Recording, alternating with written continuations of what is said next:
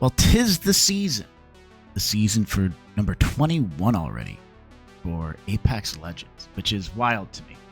Apex Legends is the first battle royale I got into. I still love it. I still think it's one of the best. But wow, the game's been around for quite some time. But hey, let's take a look at all the buffs and nerfs here that we have for the weapons. And it's like, I'm not the biggest fan here when they do these changes, but I understand it keeps the game fresh and new, etc., etc. So let's take a look, shall we? I know some people have opinions on Deserto, but every once in a while they got some good stuff. So yes, all weapons, buffs, and nerfs in Apex Legends Season 21, longbow, charge rifle, more. Let's take a look. Season 21 is upon Apex Legends players, and the season is headlined by the reworked return of solos. Yes, that's gonna be. I'm glad that they're doing that, and a brand new skirmisher altar. Okay, all right. Of course, the new season comes with a new patch, chock full of buffs and nerfs to weapons and legends. The new character makes use of portals. The void, similar to Wraith. Okay, I don't know. Sounds like they're running out of ideas. But looks kind of cool. Kind of like a gremlin. But whatever. Anyways, back to the buffs. Season 21's balancing act seems to be on the smaller side, although two massive changes are the removal of the digital threat optic, oof, and the skull piercer hop up. Really? You're gonna move that little digi? There are a few more changes to note. With that said, here are all the weapon buffs and nerfs. Season 21, upheaval. Let's go right to it here. So the 30-30 repeater doesn't get the skull piercer. If you can nail your shots, the 30-30 is pretty nasty. I was bopping some people with the 30-30.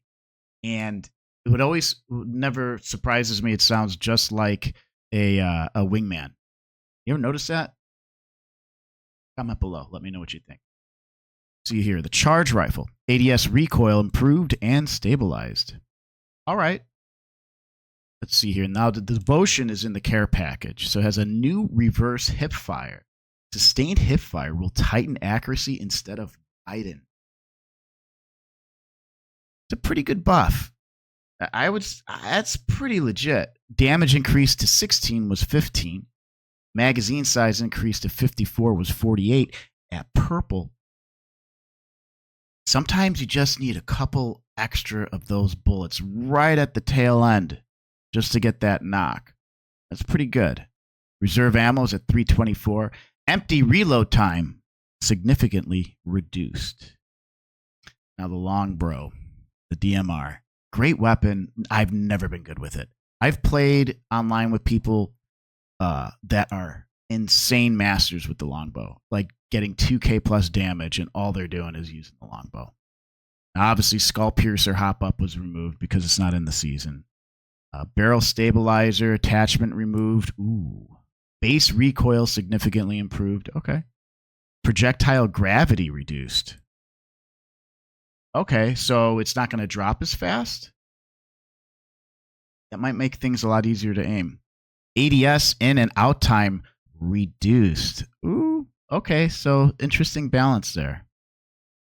Triple take. I've said it before and I'll say it again. Triple take is a double-edged sword. You could hip fire that bad boy. You could use it as a sniper. You could use it as a close range, kind of like a shotgun hip fire weapon. I've always loved the triple take. It's always been good. Now takes boosted loader hop up. Okay. Interesting.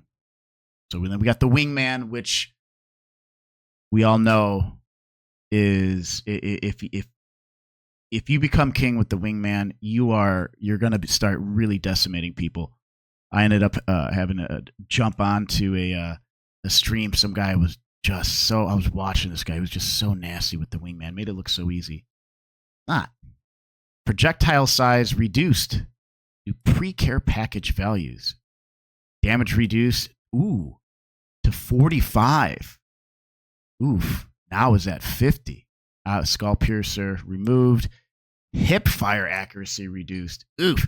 You know, I don't think the hip fire was ever really good for the wingman anyways. So they just made it worse. Now takes boosted loader hop up. Okay. No longer takes magazines as an attachment. And then, of course, we have hop up. Skull piercer removed from the loot pool. Boosted loader added to the loot pool. Reloading while near empty will speed up reloading and overload the next magazine with extra rounds. I mean, quite interesting. What happened to the R301 or R99? They did nothing to them? 301, the R301 is still a really, really great weapon. I don't know about you guys, but I start getting in the habit of just using only 2 sets of weapons for sometimes hours at a time, and it's like, come on, man. It's time to switch it up. But I'll say that 301, man. 301 with a, sometimes I'll run R99s and R99 301 combo. The shotguns are always fun. R301 with like a Peacekeeper. That's I've always really enjoyed that combination. What combinations are you guys looking to get into now that we're removing Skull Piercer hop ups? You know what's and they nerfed a bit of the wingman. Are there any like specific combinations that you guys think you're going to start changing things up now? I got to be honest. The charge rifle or the devotion. We'll see what happens with that, man. This reverse hip fire.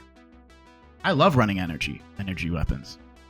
So it's going to be quite interesting. I thought they were going to do a little bit more with some of these nerfs and buffs with some more weapons, but I